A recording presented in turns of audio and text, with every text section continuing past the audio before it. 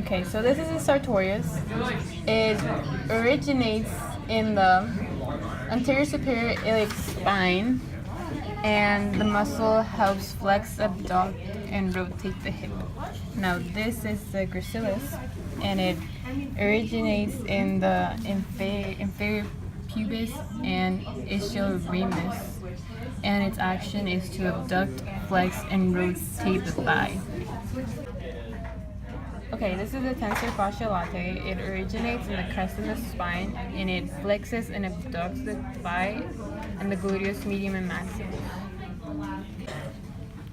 Okay, so D is Vastus Medialis.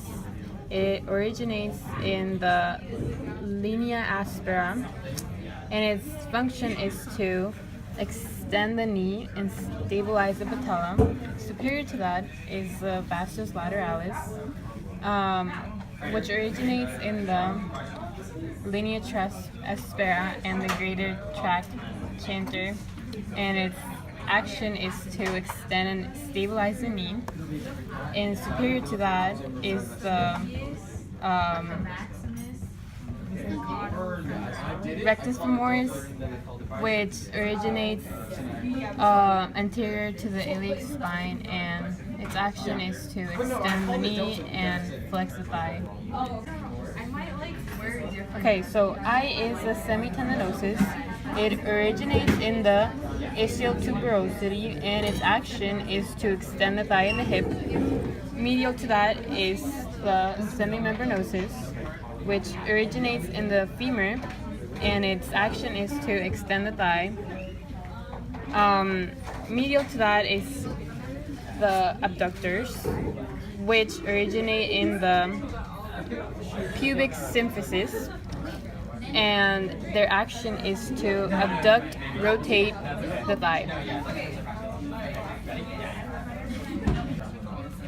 Okay, so at A you have the pectoralis major. It originates at the clavicle and at the sternum of the rib cage, and its function is to move the arms, and it also flexes and rotates. Then at B, you have the pectoralis minor, which originates at the surface of the ribs, and its function is to move the scapula forward. Do they have a... So D is the external oblique. Its origin is the outer part of the lower portion of the ribs. The striations are facing downward and towards the spine, and its function is to add pressure on the abs. Deep to that, you have the internal oblique, with striations also pointing downward towards the spine. Okay, so at C, you have the rectus abdominis with striations pointing outward, and its function is to flex and rotate the lumbar region of the spine. And here you have the transverse abdominis, which function is to compress the abs. A is the Biceps Brachii, which originates in the glenoid fossa. Its action is to flex the forearm, and inferior to it is the Triceps Brachii.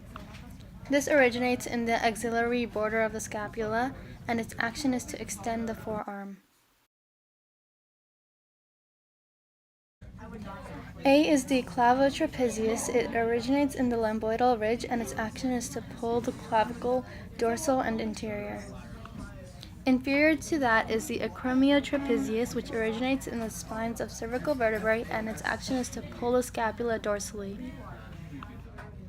Inferior to that is the Spinal Trapezius, which originates in the spines of the thoracic vertebrae, and the action of it is to pull the scapula dorsally. Inferior to that is the Latissimus dorsi, which originates in the thoracic and lumbar vertebrae, and its action is to pull the arm dorsally. So F is the Clavel Deltoid, which originates in the clavicle, and its action is to flex the forearm. Inferior to the Clavel Deltoid is the Acromial Deltoid, which originates in the acromion process, and its action is to flex and rotate the humerus. E is the levator scapulae, which originates in the atlas and occipital bone, and its action is to pull the scapula anterior. Inferior to that is the spinal deltoid, which originates in the spine of the scapula, and its action is to flex and rotate the humerus. So the most medial is the rhomboids. Their function is they act with the trapezius to retract the scapula. And then right here you have the supraspinatus, and its function is to stabilize the shoulder joints. And then over here at G, inferior to that, you have the infraspinatus, which originates at the scapula, and its function is to hold the head of the humerus in its cavity. Okay, this is the Gluteus Medius. Its origin is near the ilium, and its action is to abduct the thigh. This is the Gluteus Maximus. Its origin is in the coccyx and the sacrum, and its action is to extend the thigh. This is the Cauda femoralis, and it is located near the pelvic bone, and its action is to abduct the thigh. Okay, so this is the bicep femoris. Its origin is near the ischial tuberosity and the femur, and its action is to extend the thigh and flex the knee. This is the gastrocnemius, and its origin is near the femur. Its action is to flex the foot when extending.